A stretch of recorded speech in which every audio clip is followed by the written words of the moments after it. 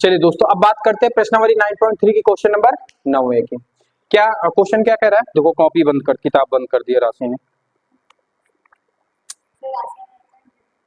चलिए, क्या कह रहा है? नवा क्वेश्चन, दो वृत्त दो बिंदुओं दो बिंदु बी और सी पर प्रतिच्छेद करते हैं। बी और सी पर प्रतिच्छेद कर रहे हैं दोनों, ठीक है।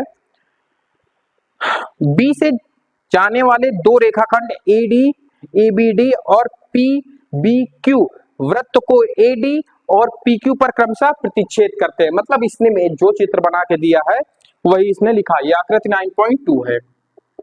मेन जो हमारा क्वेश्चन है वो हमसे ये कह रहा है, हमें दिया गया है दो वृत्त बी और सी पर प्रतिच्छेद करते हैं और हमें मेन मुद्दा ये है कि हमें कोण एसीपी बराबर सिद्ध करना है कोण क्यूसीडी के। चलिए आइए करते हैं। सबसे पहले तो हम इसमें रचना ही करेंगे क्योंकि इतना खतरनाक क्वेश्चन लग रहा है बिल्कुल कि पूछो ना देखने से। तो हमने देखा कि हम क्या कर सकते हैं। हम सबसे पहले ए को पी से क्या कर दे, आपस में मिला दें, इधर डी को क्यू से मिला दें, तो कुछ ना कुछ हमारे लिए कुछ बन जाएगा। तो क्या लिखोगे, बिंदु पी को ए से तथा डी को क्यू से मिलाने पर हमने इतनी रचना कर दिया। ये हमने अपनी तरफ से काम किया। अब हम क्या करेंगे, हल करने का काम करेंगे। अब बात बहुत गौर से समझना, हमें मेन फोकस हमारे इन दो कोणों पे होना चाहिए।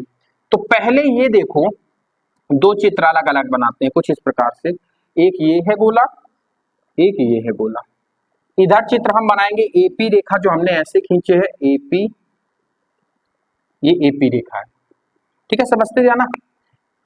एक सी की तरफ आई है, हमने सी की तरफ खींच दिया बिंदु, ये इससे मिली है आके, देखो सी पे, और ए से ही उठी है जो बी बिंदु पर गई है ऐसे, और पी से एक उठ के बी बिंदु पर गई है। तो बात गौर से समझना, ये एक ही वृत्तखंड है जिसको हम लोग चाप कहते हैं। नहीं, चक्री चतुर्भुज नहीं है। चक्री चतुर्भुज के लिए ये भी मिलना जरूरी है, चक्री चतुर्भुज नहीं। लेकिन एक कॉन्सेप्ट हम यहां से लगा सकते हैं, एक ही चाप से दो त्रिकोण बन रहे हैं, एक ये वाला एक ये वाला, ये दोनों कोण आपस में कैसे होंगे, बराबर होंगे। मतलब ये इसके क्या हो जाएगा, बराबर। यहां तक समझ में आया? कैसे हुआ, समझ में आया ना? एक ही चाप के द्वारा बनाए गए कोण आपस में बराबर होते। तो हम क्या लिखेंगे, हम लिखेंगे ये वाला इसके बराबर होगा। तो क्या लिखेंगे, कोण एसीपी, एसीपी बराबर होगा कोण किसके, ए बी पी के, ए बी पी के। अच्छा, कहां से होगा ये, तो क्या लिखोगे, एक ही चाप द्वारा बनाए गए कोण क्या होते हैं, आपस में बराबर होते हैं, बराबर होते हैं। इतना हमने कर लिया। अब एक हमें बात बताओ, कोण बी इसके बराबर होगा कि नहीं होगा? क्यों? जब दो रेखाएं एक दूसरे को प्रतिच्छेद करती तो शीर्षाभिमुख कोण आपस में बराबर होते हैं। ये इसका शीर्षाभिमुख है, ये वाला इसके शीर्षाभिमुख है।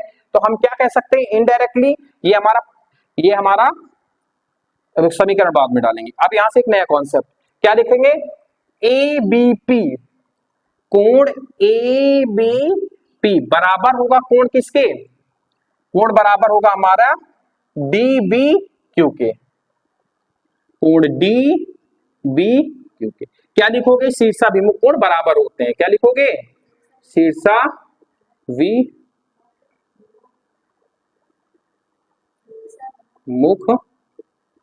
कोण बराबर होते हैं, बराबर होते हैं।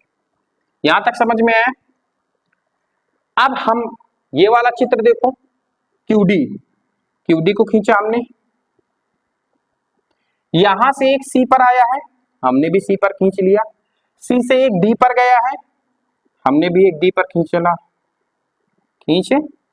लिया, कुछ इस प्रकार से ऐसे खींचा हमने। फिर देखना, क्यू से एक बी बिंदु तक गया है ऐसे, और एक डी से ऐसे। अब बात समझना, इसमें फिर वही वाला कॉन्सेप्ट लगाना है आपको, एक ही चाप द्वारा दो बने कोण, मतलब ये वाला कोण ये इसके बराबर है तो ये इसके बराबर हो जाएगा, ये वाले के, मतलब ये दोनों चाप भी आपस में बराबर होंगे इनडायरेक्टली, तो कह सकते हैं हम। तो क्या लिखोगे, कोण डी बी क्यू बराबर होगा कोण किसके, क्यू सी डी के। कहां से होगा, तो वही लिखना है आपको, एक ही चाप द्वारा बनाए गए कोण बराबर होते हैं, एक ही चाप द्वारा बनाए गए कोण बराबर होते हैं, बराबर होते हैं। बस समझ में आई बात आपको, ये भी कोण आपस में, अब देखो समझना, ये इसके बराबर है, इसके ये बराबर है, इसके ये बराबर है, इनडायरेक्टली ये दोनों आपस में बराबर हो गए, जो हमें सिद्ध करना था सॉल्व हो गया हमारा क्वेश्चन। आओ इसको यहां पे हम दिखाते हैं, समझना। कोण ए सी पी बराबर है कोण ए बी पी के, और कोण ए बी पी किसके बराबर है, कोण डी बी क्यू के, और डी बी क्यू किसके बराबर है, कोण क्यू सी डी के। तो इनडायरेक्टली हम कह सकते हैं कोण ए सी पी बराबर होगा कोण क्यू सी डी के, तो हमारा सिद्ध हो गया। बस ये हमें करना था, समझ में आया, आई होप आपको समझ में आ गया होगा। आज की क्लास को यहीं पे एंड करते हैं, बाकी बातें करते हैं नेक्स्ट क्लास में। अगर आपको क्लास अच्छी लगी हो तो इसका फीडबैक जरूर दीजिएगा कमेंट बॉक्स में, चैनल को सब्सक्राइब कीजिए, वीडियो को लाइक कीजिए, और अगर इसके और इसी तरीके की इंटरेस्टिंग वीडियो आपको देखने हो तो प्लेलिस्ट चेक कर सकते हैं, हर प्रश्नावली के हर चैप्टर की अलग अलग प्लेलिस्ट बनी हुई है।